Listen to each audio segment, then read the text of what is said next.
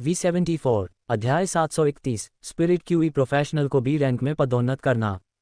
लिन you ने सूर्य प्रकाश राजा loads का एक नया बैच बुलाया, लेकिन यह नया समूह केवल एक नाखून के आकार का था। फेय बनने से पहले उन्हें अभी भी शुद्ध आत्मा क्यूई से पोषित होने की आवश्यकता थी। लिन युआन ने अपने शरीर में आध्यात्मिक शक्ति का संचार किया और उन्हें एक एक करके पोषित करना शुरू कर दिया। उन्होंने सबसे पहले सूर्य प्रकाश राजा कमल को तरबूज के आकार के रूप में विकसित किया, तत्पश्चात उन्हें कांस्य स्तर तक विकसित किया। इस प्रक्रिया में लिन युआन को काफी समय लगा। लिन युआन ने कांस्य सूर्य प्रकाश राजा लोड्स की गुणवत्ता विकसित नहीं की। युवा सूर्य प्रकाश राजा लोड्स को कांस्य ग्रेड तक विकसित होने में केवल 25 मिनट लगे, जो अभी तक एक परी भी नहीं था। वह सूर्य प्रकाश राजा लोड्स को रजत ग्रेड में विकसित करने का विकल्प चुन सकता था, क्योंकि यह उसे अपने रैंक को तेजी से बढ़ावा देने में सक्षम बनाता, लेकिन लिन युआन ने इस इच्छा पर अंकुश लगाया। जब से लिन युआन ने खगोलीय संसद की संसदीय बैठक में भाग लिया था और बेईजू के जीवन की समझ हासिल की थी, लिन युआन के क्षितिज व्यापक हो गए थे। लिन युआन को लगा कि सूर्य प्रकाश राजा लोड्स को अब तहखाने में छोटे सूर्य के रूप में इस्तेमाल नहीं किया जा सकता। रेडियंस फेडरेशन के अलावा, जहां प्रकाश प्रचुर मात्रा में था, इस दुनिया में अन्य महाद्वीप इससे रहित थे। ऐसी दुनिया में सूर्य प्रकाश राजा कमल सबसे कीमती वस्तु होगी। इसलिए लिन युआन ने 99 सनलाइट किंग लोड्स को कांस्य ग्रेड में छोड़ने का फैसला किया, जबकि उन्हें लीजेंड क्वालिटी में विकसित किया। वह अब से धीरे धीरे उन्हें विकसित करेगा। जैसे जैसे ये 99 सूर्य प्रकाश राजा लोड्स विकसित हुए और लिन युआन के अधिक स्वर्ग और पृथ्वी फेस को इकट्ठा करने के निर्णय के साथ, उन्हें लगा कि वह जल्द ही बी रैंक स्पिरिट क्यूई पेशेवर तक पहुंचने में सक्षम होंगे। जब वे लिन युआन को सावधानीपूर्वक फेस विकसित करते हुए देखते थे, तो जीनियस और चिमी उसे समय समय पर सोल्जर राशन मूली के पत्तों के टुकड़े खिलाते थे ताकि उसके पोषक तत्वों और जल की पूर्ति हो सके। लिन युआन पहले से ही लगातार 33 घंटों से अपने काम में डूबा हुआ था। जैसे ही उसने 83वें सूर्य प्रकाश राजा लोड्स को कांस्य ग्रेड में विकसित किया, लिन युआन ने अचानक महसूस किया कि उसके शरीर में आध्यात्मिक शक्ति का चिपचिपा कोहरा हिंसक रूप से कांपने लगा। आत्मा क्यूई का चिपचिपा कोहरा एक साथ इकट्ठा हो गया और लिन युआन के शरीर के चारों ओर और भी अधिक आत्मा क्यूई घूमने लगी। धीरे धीरे आध्यात्मिक शक्ति की हल्की वर्षा होने लगी। लिन युआन के शरीर में आत्मा क्यूई की बारिश बंद होने के बाद चिपचिपा कोहरा स्पष्ट क्रिस्टल में बदल गया। इसका मतलब यह था कि लिन युआन एक सच्चा बी रैंक स्पिरिट क्यूई पेशेवर बन गया था। Lin Yuan, B rank spirit qi professional, ने तेजी से सांस छोड़ी। जब उसने अपने शरीर के अंदर आध्यात्मिक शक्ति को प्रसारित किया, तो उसने महसूस किया कि उसकी आध्यात्मिक शक्ति कम से कम 10 गुना बढ़ गई थी। अंततः उसे पता चल गया कि स्टार टॉवर में जिन बी श्रेणी के स्पिरिट क्यूई पेशेवरों के खिलाफ उसने लड़ाई लड़ी थी, वे परियों का निर्देशन करते समय बिना रोक टोक के आध्यात्मिक शक्ति का उपयोग कर सकते थे। इतनी आध्यात्मिक शक्ति के साथ उसे युद्ध के दौरान अपनी आध्यात्मिक शक्ति की सावधानीपूर्वक गणना करने और उसे बांटने की आवश्यकता नहीं होगी। इसलिए लंबी लड़ाई से लिन युआन को लाभ मिलेगा। लिन युआन आध्यात्मिक शक्ति के हर अंश का उपयोग करने में सावधानी बरतने का आदी हो गया था। इस आदत से उसी स्तर के अन्य आत्मा क्यू पेशेवरों को ईर्ष्या होती थी, जो इस आदत को विकसित करने में असमर्थ थे। उन्होंने आध्यात्मिक शक्ति प्रसारित की और महसूस किया कि स्पिरिट लॉक स्थानिक क्षेत्र में आत्मा क्यूई स्पष्ट रूप से उनकी ओर आकर्षित हो रही थी। लिन युआन अवाक रह गया। जिस गति से वह आध्यात्मिक शक्ति को अवशोषित कर सकता था, वह पहले से ही स्पिरिट लॉक स्थानिक क्षेत्र में आत्मा क्यूई के प्रवाह को प्रभावित कर सकता था। लिन युआन ने फेयर स्टोरेज बॉक्स से एक हॉट स्प्रिंग स्लग निकाला और उसमें स्पिरिट क्यूई इंजेक्ट किया। उन्होंने महसूस किया कि हॉट स्प्रिंग स्लग का ग्रेड बढ़ गया है। इंडिगो एज्योर गार्ड से 40 हॉट स्प्रिंग स्लग सामान्य थे। इस प्रकार जब वे हॉट स्प्रिंग स्लग का पालन पोषण कर रहे थे, तो उन्होंने इसकी विशिष्ट कुशलताओं को चुनने की पहल की। लिन युआन ने हॉट स्प्रिंग स्लग को एलीट एपिक में विकसित किया। 3 कांस्य ग्रेड विशिष्ट कौशलों में से उन्होंने वह कौशल चुना जो युद्ध में शारीरिक घावों को ठीक करने के लिए सबसे उपयुक्त था। इसके बाद उन्होंने इसे ब्रॉन्ज एक्स एपिक में विकसित किया। लिन युआन ने सी ब्लिस कबीले और सन परिवार के परियों को महाकाव्य गुणवत्ता तक विकसित करने के बाद उनके ग्रेड को विकसित नहीं किया। सामान्य गलतियां जो आपकी त्वचा को ग्लो करने से रोक रही हैं। फिट रहना है तो बस ये 7 व्यायाम करें। हालांकि उन्होंने सभी हॉट स्प्रिंग स्लग्स को ब्रॉन्ज एक्स एपिक में विकसित कर दिया। यह इंडिगो एज्योर गार्ड के प्रति लिन युआन की ओर से सद्भावना का संकेत था। जब वह फेस का विकास कर रहा था, तो उसने महसूस किया कि हॉट स्प्रिंग स्लग को नॉर्मल से ब्रॉन्ज एक्स एपिक में विकसित करने में उसे 10 मिनट से भी कम समय लगा। इस दर पर लिन युआन को यकीन था कि वह पहले की तुलना में 8 गुना तेजी से फेयर्स विकसित कर सकता है। अब लिन युआन 1 घंटे से भी कम समय में कांस्य महाकाव्य फे विकसित कर सकता है। उसने शुरू में सोचा था कि वह डुआन हे द्वारा किए गए सौदे को पूरा नहीं कर पाएगा और इसलिए वह एक आत्मा क्यूई क्रिस्टल का उपयोग करने के लिए तैयार था।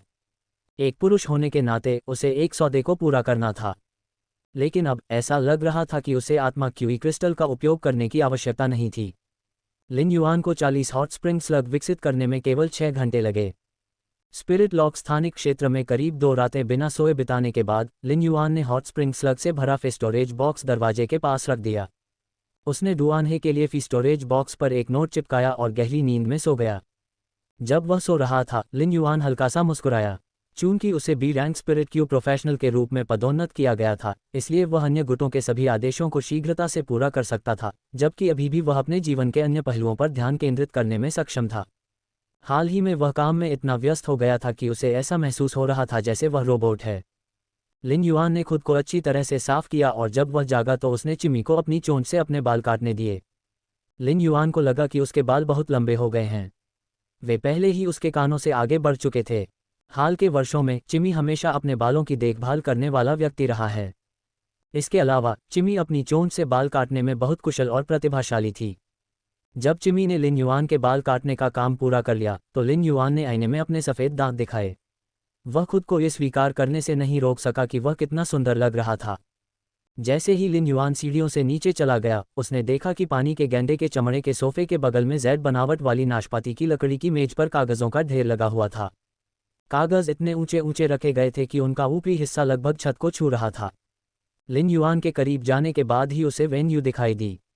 उसकी आंखों के चारों ओर काले घेरे थे। जब वेन यू ने शोर सुना तो उसने अपना सिर उठाया और लिन युआन और उसके नए बाल कटवाने को देखकर दंग रह गई। वह कोई उथली इंसान नहीं थी और उसके लिए रूप रंग मायने नहीं रखता था। लेकिन जब उसने लिन युआन को उसके नए बाल कटाते हुए देखा तो उसके लिए उससे अपनी आंखें हटाना लगभग असंभव हो गया। बाल कटवाने से पहले उसके बाल उसके कानों से आगे तक फैले हुए थे और इससे युवा लिन युआन में शान का एहसास होता था। इस संक्षिप्त शैली के साथ लालित्य की जगह ऊर्जावान चमक ने ले ली थी। लिन युआन के चारों ओर एक ताजगी भरी आभा थी जो उसे देखने वाले को एक गर्मजोशी का एहसास कराती थी। उनकी विशेषताओं के साथ संयोजन में हेयर स्टाइल ने ऐसी छवि चित्रित की जिससे नज़र हटाना मुश्किल था। यदि किसी व्यक्ति की विशेषताएं लड़ने में सक्षम होती तो लड़ने में अपनी प्रतिभा के बावजूद लिन युआन की काले के रूप में पहचान खत्म हो जाती। वेन यू ने जल्दी से कागज़ पलटना बंद कर दिया और लिन युआन से कहा, युवा मास्टर, मैं न केवल कंडेंस फेरी ऑर्चर्ड के बारे में सारी जानकारी व्यवस्थित करने में कामयाब रहा, बल्कि सी ब्लिस कबीले, मियाओ परिवार और जेंग परिवार के बारे में भी जानकारी जुटाए। ये सब यहाँ है। बोलते समय वह अजीब सी नज़रों से कागज़ के उस ढेर की ओर देख रही थी। जब उसने हेयर हेवन सीक्रेट्स का प्रयोग किया तो कागज़ों का ढेर लग गया। ये हिमस्खलन लगभग 2 दिनों तक जारी रहेगा। लिन युआन को सभी कागज़ों पर एक नज़र डालने में ही 2 दिन से अधिक का समय लग जाता। प्रत्येक कागज़ को ध्यान से देखने की तो बात ही छोड़िए। 3 दिन तक बिना सोए काम करने के बाद अपनी थकान को दबाने के प्रयास में वेन यू ने अपना सिर हिलाया। युवा मास्टर, मैं आपको सन परिवार की स्थिति के बारे में बताता हूँ। ये थोड़ा खास है। यद्यपि लिन युआन को कागज़ के पहाड़ को देखने में हमेशा लग जाता, लेकिन सारी जानकारी वेन यू के मस्तिष्क में थी। यदि कोई और समय होता तो लिन युआन प्रमुख गुटों की स्थिति पर चर्चा करने के लिए तैयार रहता।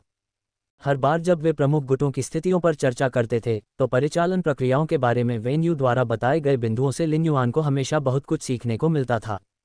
लेकिन जब उसने वेन यू की आंखों के नीचे अंधेरा देखा तो लिन युआन को पता था कि जब से उसने उसे सन परिवार के बारे में जानकारी खोदने के लिए कहा था, तब से उसे लगातार काम करना होगा। लिन युआन उसे और अधिक दबाव में नहीं ला सका और उससे सूर्य परिवार के बारे में सारी जानकारी उसे समझाने के लिए कहा। वेन यू, चलो संवाद का कोई दूसरा तरीका आजमाते हैं। लिन युआन ने जीनियस से कहा, जीनियस, कनेक्टेड टेल्स का उपयोग करें। जीनियस को लिन युआन का आदेश मिलने के बाद उसका सफ़ेद फर क्रिस्टलीकृत हो गया। जीनियस आमतौर पर एक प्यारी सी सफ़ेद बिल्ली थी, लेकिन अब उसके शरीर पर फर का हर रेशा ऐसा लग रहा था जैसे उसे क्रिस्टल से तराशा गया हो। क्रिस्टल चांदी की चमक के साथ चमक रहे थे। कुछ ही समय बाद जीनियस की पुतलियां ऊर्ध्वाधर पट्टियों में बदल गईं और उसकी 5 मोटी पूंछों में से एक गिर गई। जो पूंछ गिरी वह लंबी हो गई और क्रिस्टल लिंक बन गई। लिंक का एक सिरा लिन युआन से जुड़ा था जबकि दूसरा वेन यू से जुड़ा था। जीनियस को फैंटेसी ब्रीड में विकसित हुए ज़्यादा समय नहीं हुआ था और यह पहली बार था कि लिन युआन ने इसे कनेक्टेड टेल्स का उपयोग करते हुए देखा था। लिन युआन को एहसास हुआ कि कनेक्टेड टेल्स ट्रू डेटा द्वारा वर्णित बातों से पूरी तरह मेल नहीं खाता था। यद्यपि प्रभाव ट्रू डेटा द्वारा बताए गए प्रभावों के समान ही थे, फिर भी कुछ विवरण ट्रू डेटा द्वारा नहीं बताए गए थे। उदाहरण के लिए, कनेक्टेड टेल्स ने 2 लोगों को जानकारी साझा करने की अनुमति दी, लेकिन दोनों पक्षों की भूमिकाएं समान नहीं थीं। एक सिरे को फ्रंट लिंक और दूसरे को एंड लिंक कहा जाता था। प्रथम लिंक से जुड़ा व्यक्ति अंतिम लिंक से जुड़े व्यक्ति के साथ जानकारी साझा करने का विकल्प चुन सकता है या साझा न करने का भी विकल्प चुन सकता है। यह ऐसा था मानो सामने की कड़ी से जुड़े व्यक्ति के सामने एक प्लेट रखी हो जिसमें वह अपने विचार रखना चाहे। यद्यपि अंतिम लिंक से जुड़े व्यक्ति के पास भी विकल्प होगा, लेकिन उसके पास अग्रिम लिंक से जुड़े व्यक्ति की तुलना में कम विकल्प होंगे। अंतिम लिंक पर मौजूद व्यक्ति अपने विचार साझा करना चुन सकता था, लेकिन वह ये नहीं चुन सकता था कि कौन से विचार साझा करना है। लिन युआन, जो अग्रिम पंक्ति से जुड़ा था, को पहले ही वेन यू से बड़ी मात्रा में जानकारी मिल चुकी थी। कनेक्टेड टेल्स के माध्यम से वेन यू और लिन युआन के दिमाग व्यावहारिक रूप से संयुक्त हो गए। रिपोर्टों में कुछ जटिल विवरण थे जो अब लिन युआन को समझ में आ गए। वेन यू के 3 दिनों के काम से सारी जानकारी हासिल करने के बाद लिन युआन ने कनेक्टेड टेल्स को अलग कर दिया। अब मुझे सन परिवार, सी ब्लिस कबीले, झेंग परिवार और मियाओ परिवार के बारे में सारी ताज़ा जानकारी पता चल गई है। पिछले कुछ दिनों से तुम्हें बिल्कुल भी आराम नहीं मिला है। जाओ और थोड़ी नींद लो। तुमने बहुत मेहनत की है। तुम्हें भविष्य में खुद को इस तरह से मजबूर करने की ज़रूरत नहीं है। कनेक्टेड टेल्स की अग्रिम कड़ी के रूप में लिन युआन ने वेन यू के साथ कोई भी जानकारी साझा नहीं की थी। इस प्रकार लिन युआन के साथ अपनी जानकारी साझा करने के बाद वेन यू को कुछ भी महसूस नहीं हुआ था। जब उसने सुना कि लिन युआन ने क्या कहा तो वेन यू थोड़ा उलझन में पड़ गई। लेकिन जब उसने सुना कि लिन युआन ने सारी जानकारी समझ ली है तो वेन यू ने जाने और अच्छी तरह आराम करने की तैयारी की। लंबे समय तक संसाधन जुटाने के लिए बहुत सारी ऊर्जा खर्च करने के बाद जब वेन यू ने प्रश्नों पर विचार करने की कोशिश की तो उसका मस्तिष्क थोड़ा उलझन में पड़ गया। वेन यू के अपने कमरे में चले जाने के बाद लिन युआन ने जीनियस की ओर देखा और पूछा, जीनियस, क्या आपको लगता है कि मैं सुंदर हूँ? चूंकि वेन यू अंतिम कड़ी थी, वह लिन युआन के लिए एक खुली किताब थी। वेन यू के मस्तिष्क की सामग्री को समझने के बाद लिन युआन उसकी शक्तिशाली बुद्धि पर आश्चर्यचकित हुए बिना नहीं रह सका। वेन यू ने अपने दिमाग में जानकारी को व्यवस्थित करने के बाद उन्हें और भी अधिक क्रमबद्ध किया। यद्यपि ये विश्लेषण संसाधनों से निकले थे, लिन युआन को लगा कि ये विश्लेषण स्वयं संसाधनों से अधिक मूल्यवान थे। जीनियस ने म्याऊं म्याऊं करने के अलावा कुछ नहीं कहा। क्रिस्टल की पूंछ सिकुड़कर पूंछ के आकार की हो गई और जीनियस से पुनः जुड़ गई। जीनियस ने अपनी दुम हिलाई। उसे समझ नहीं आया कि लिन युआन ने यह सवाल क्यों पूछा। जीनियस की दुनिया में लिन युआन और चिमी अपूरणीय स्तंभ थे। चिमी एक महिला थी। इस प्रकार लिन युआन हमेशा जीनियस के लिए सबसे सुंदर प्राणी होगा जबकि चिमी सबसे सुंदर होगी। यद्यपि उनमें से कोई भी बिल्ली नहीं थी। लिन युआन के प्रश्न पूछने के बाद उसने अपना सिर खुजलाया और महसूस किया कि उसका प्रश्न बहुत मूर्खतापूर्ण था। लिन युआन पानी के गैंडे के चमड़े के सोफे पर बैठ गया और वेन यू से प्राप्त जानकारी पर विचार किया। परिवार और मियाओ परिवार निश्चित रूप से लिन युआन के दुश्मन थे। जब वे मियाओ परिवार के बारे में जानकारी देख रहे थे तो वेन यू ने पहले से ही मियाओ परिवार के सदस्यों की व्यक्तिगत पत्रिकाओं का आयोजन कर रखा था। मियाओ परिवार के पास रेडियंस फेडरेशन में 2 थे आर क्लास विशेषज्ञ थे। यही कारण था कि लिन युआन ने एंडलेस समर को मियाओ परिवार पर हमला करने का निर्देश नहीं दिया था। वेन यू ने मियाओ परिवार और जेंग परिवार के बारे में जानकारी संशोधित की थी। संशोधित जानकारी से लिन युआन को मियाओ परिवार और जेंग परिवार के आंतरिक कामकाज की गहरी समझ प्राप्त हुई। वेन यू के साथ सूचनाओं के आदान प्रदान से लिन युआन को पता चला कि उसने अनुमान लगाया था कि जिस व्यक्ति ने मैसेंजर कबूतर भेजा था वह जेंग परिवार का तीसरा युवा मास्टर था। वेन यू की राय और नोट्स में दिए गए विवरण ने लिन युआन को उसकी अटकलों से सहमत होने के लिए प्रेरित किया। जब लिन युआन ने सी ब्लिस कबीले और उनकी हालिया गतिविधियों के बारे में जानकारी के बारे में सोचा तो उसके होंठ रहस्यमय तरीके से मुड़ गए। लिन युआन ने कभी उम्मीद नहीं की थी कि सी ब्लिस कबीले ने 5 थियोच सैनिकों द्वारा संरक्षित द्वीप को खरीदने पर बड़ी रकम खर्च की थी। वे द्वीप के चारों ओर विशाल एंजलफिश ऑफ ब्लिस फार्म बनाने की तैयारी कर रहे थे। मन की शांति सुनिश्चित करने और मछली फॉर्मों की सुरक्षा के मुद्दे को एक ही बार में निपटाने के लिए सी ब्लिस कबीले ने अपनी आधी संपत्ति 5 थेआर्क सैनिकों के साथ लेन देन में खर्च कर दी थी। 5 थेर्ट सोल्जर्स ने अपने नाम के अनुरूप काम किया। वे एकमात्र गुट थे जिनकी भूमिका सैनिक थी। शुरुआत में उन्हें 3 थेआर्क सोल्जर्स कहा जाता था क्योंकि उनके सदस्य के रूप में 3 थेआर्क श्रेणी के विशेषज्ञ थे। अगले 10 वर्षों में उनके शीर्ष सम्राट श्रेणी के 2 विशेषज्ञ सदस्य सम्राट श्रेणी के बन गए। इसके बाद ही उन्होंने अपना नाम बदलकर 5 थीयर्ट सोल्जर्स रख लिया। ये देखते हुए कि वे एकमात्र गुट थे जो सैनिकों के रूप में अपनी भूमिका घोषित कर सकते थे, इससे पता चलता है कि वे कितने शक्तिशाली थे। इसके अलावा वे अपनी ईमानदारी के कारण सैनिक जगत में पूजनीय थे। वे कभी भी ऐसे काम स्वीकार नहीं करते जिन्हें वे पूरा नहीं कर सकते, बल्कि केवल वही काम स्वीकार करते हैं जिनके बारे में उन्हें पूरा विश्वास हो कि वे उसमें सफल होंगे। लिन युआन को चिंता थी कि सी ब्लिस कबीला एक अनुभवी गुट था जिसके पास धन का पहाड़ था। लेकिन अब ऐसा लग रहा था कि उसे इतना चिंतित होने की ज़रूरत नहीं थी।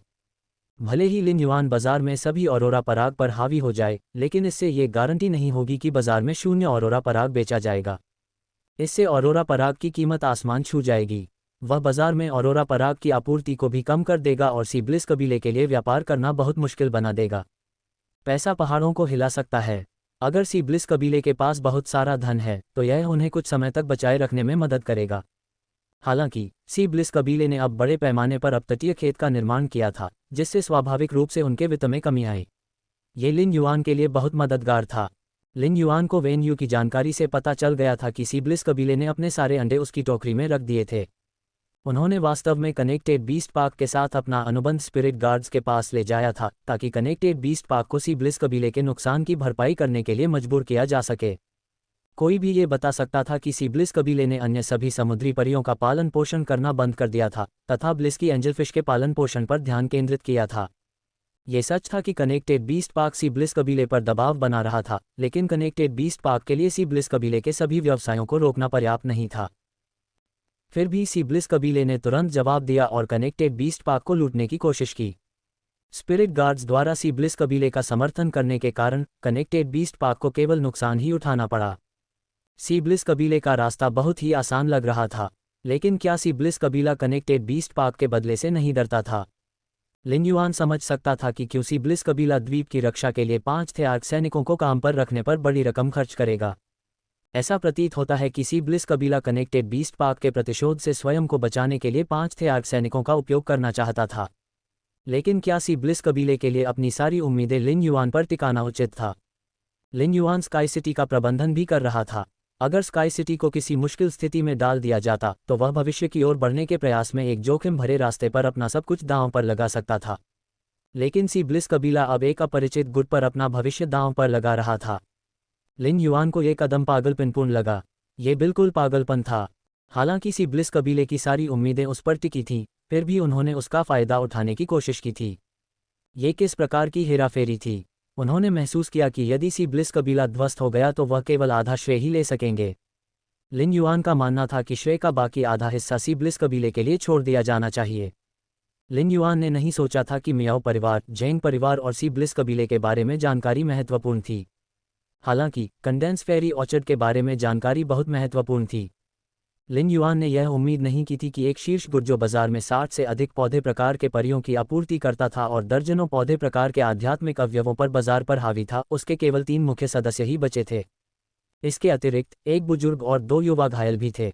सन निंगजियांग अकेले ही पूरे कंडेंस फेरी ऑर्चर्ड का बोझ उठा रहा था।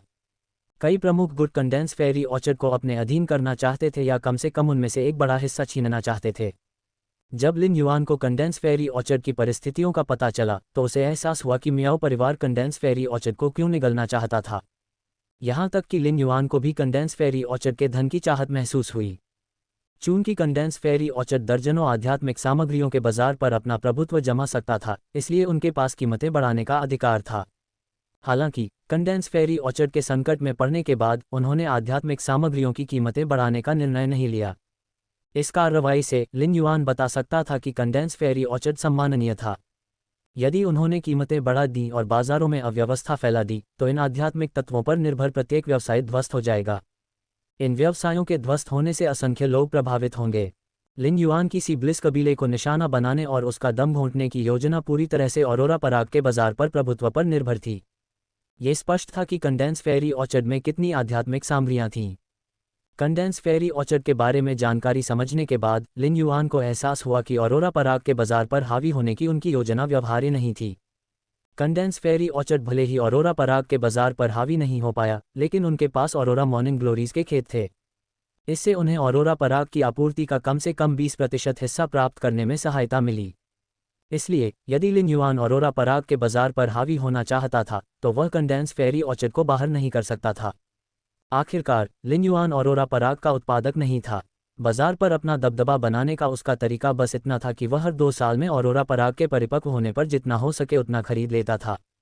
यदि सी ब्लिस कबीला औरोरा पराग प्राप्त करने के लिए कंडेंस फेरी ऑर्चर्ड के साथ संबंध बना सकता है तो वे बाजार पर लिन युआन के प्रभुत्व से बचने और खुद को बचाए रखने में सक्षम होंगे। लिन युआन कभी ऐसा होते नहीं देखना चाहता था। सौभाग्य से लिन युआन अब सुन निंगजियांग के साथ सहयोग कर रहा था। लिन युआन को सन परिवार के बारे में जानकारी मिलने के बाद उसने देखा कि उनके पास न केवल कंडेंस फेरी ऑर्चर्ड था, बल्कि उनके पास कंडेंस हीलिंग भी थी। लेकिन सन परिवार के मुसीबत में पड़ने के बाद ये काम करना बंद कर दिया। ज्यादातर गुटों की कई भूमिकाएं होती थीं। चैम्बर ऑफ कॉमर्स, सैनिक और प्रजनन आधार होने के अलावा उनकी भूमिकाओं में से एक उपचार भी हो सकता था। ये ठीक उसी प्रकार था जैसे राइन गिल्ड क्लब एक प्रतिष्ठित शीर्ष गुट था, जिसकी भूमिकाओं में से एक उपचार था और वह लगातार शीर्ष 5 गुटों में से एक बना रहा। हालांकि कंडेंस फेरी ऑर्चर्ड की कंडेंस हीलिंग अन्य उपचार समूहों से अलग थी। कंडेंस हीलिंग एक गैर लाभकारी संगठन था और इसे एक चैरिटी संगठन माना जा सकता है। कंडेंस हीलिंग में कई हीलिंग प्रकार के स्पिरिट क्यूई पेशेवर थे। ये स्पिरिट क्यू पेशेवर ज्यादातर सी रैंक और डी रैंक के थे। उनके रैंक में बहुत कम बी रैंक स्पिरिट क्यू पेशेवर थे। इसलिए जिन फेयों का उन्होंने अनुबंध किया वे अधिकतर कांस्य और रजत ग्रेड के थे। कंडेंस हीलिंग ने इन निम्न श्रेणी के स्पिरिट क्यूई पेशेवरों को रेडियंस फेडरेशन के 32 शहरों में गरीबों, घायलों और असहायों को मुफ्त उपचार प्रदान करके उनकी मदद करने के लिए भेजा। जब लिन युआन और चूसी कठिन समय से गुजर रहे थे तो उन्हें भी ऐसा ही मुफ्त उपचार मिला था।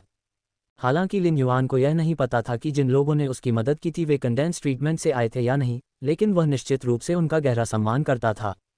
अमीर लोग स्वार्थी थे जबकि गरीब लोग निस्वार्थ थे। लिन युआन ने महसूस किया कि कंडेंस ट्रीटमेंट गर्मी फैला रहा था और रेडियंस फेडरेशन के कोनों को रोशन कर रहा था। हालांकि वेन्यू की जानकारी में सन परिवार के घायल सदस्यों के बारे में कुछ भी शामिल नहीं था। इसमें केवल इतना उल्लेख किया गया था कि जब सूर्य परिवार खतरे में था तो महापुरुष, जो एक महाकवु श्रेणी विशेषज्ञ थे, ने 3 शीर्ष श्रेणी 4 सृजन मास्टर्स को मार डाला था। मारे गए 3 वर्ग 4 सृजन मास्टर्स में से एक के पास उच्च श्रेणी की युद्ध क्षमता थी, फिर भी सूर्य परिवार की कुलमाता उसे मारने में कामयाब रही। ये सूर्य परिवार की कुलमाता की अविश्वसनीय युद्ध कौशल का प्रमाण था। हालांकि हिडन मून पवेलियन से प्राप्त जानकारी में सूर्य परिवार की कुलमाता की विशिष्ट चोटों का कोई रिकॉर्ड शामिल नहीं था। स्पष्टतः उसकी चोट सन परिवार का सबसे बड़ा रहस्य थी। ये देखते हुए कि सन निंगजियांग को लीजेंड मसल ग्रोथ कैमेलिया की आवश्यकता थी, लिन युआन अनुमान लगा सकता था कि सन परिवार की कुलमाता की चोटें गंभीर थीं। धर्मशास्त्रीय श्रेणी के विशेषज्ञों के पास आध्यात्मिक शक्ति का अंतहीन भंडार था जो लगातार उनके शरीर को पोषित करता था। इसके बावजूद सन परिवार की कुलमाता की मांसपेशियों का परिगलित होना जारी रहा। ऐसा लग रहा था कि यदि सन परिवार की कुलमाता को शीघ्र ही पूर्ण उपचार नहीं मिला तो उनकी जीवन लीला समाप्त हो जाएगी। हो सकता है कि वह पहले से ही उधार के समय पर जी रही हो। अब जब वह कंडेंस फेरी ऑर्चर्ड के बारे में सब कुछ जानता था तो लिन युआन स्काई सिटी की रणनीति को तदनुसार समायोजित कर सकता था। लिन युआन ने सोचा, भविष्य में मैं कंडेंस फेरी ऑर्चर्ड के साथ एक गहरी साझेदारी बनाने में सक्षम हो सकता हूं।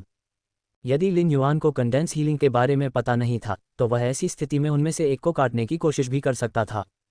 वह उन सभी को निगलने का प्रयास भी कर सकता है। लेकिन अब उन्हें लगा कि सन परिवार के साथ जीत वाली स्थिति हासिल करना बेहतर विकल्प होगा। लिन युआन एकमात्र स्रोत था जो स्काई सिटी को संसाधन उपलब्ध कराता था और वही संसाधन भी जुटाता था। यद्यपि मास्टर होंगशेन और हुक्वान भी योगदान दे सकते थे, लेकिन उनका योगदान स्काई सिटी के आंतरिक कार्यों को बनाए रखने के लिए भी पर्याप्त नहीं होगा। यदि वह कंडेंस फेरी ऑर्चर्ड के साथ गहरी साझेदारी स्थापित कर सके तो वह स्काई सिटी की आपूर्ति श्रृंखला को बढ़ाने में सक्षम हो सकेगा।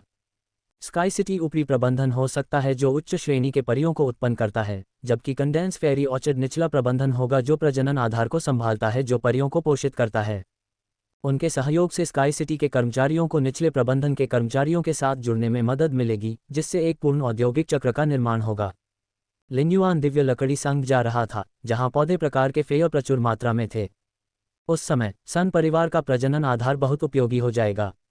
इसके अलावा सन परिवार के साथ काम करने से लिन युआन को सन परिवार के उन संबंधों का उपयोग करने का मौका मिलेगा जो उन्होंने पिछली शताब्दी में बनाए थे।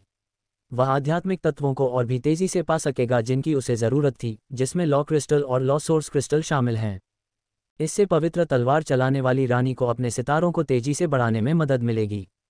यद्यपि लिन युआन केवल पवित्र तलवार चलाने वाली रानी के रानी रूप की स्कर्ट क्षमता का उपयोग कर रहा था और उसने कभी भी पवित्र तलवार रूप की क्षमता का उपयोग नहीं किया था, फिर भी वह जो क्षमता उपयोग कर रहा था वह पहले से ही लिन युआन में एक जबरदस्त परिवर्तन लाने के लिए पर्याप्त थी।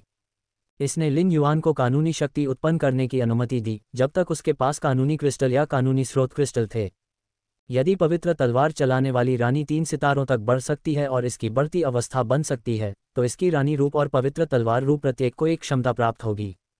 लिन युआन पवित्र तलवार चलाने वाली रानी की नई क्षमताओं का बहुत इंतजार कर रहा था। हाल ही में लिन युआन को आभास हुआ था कि पवित्र तलवार चलाने वाली रानी 2 सितारों के पास आ रही थी।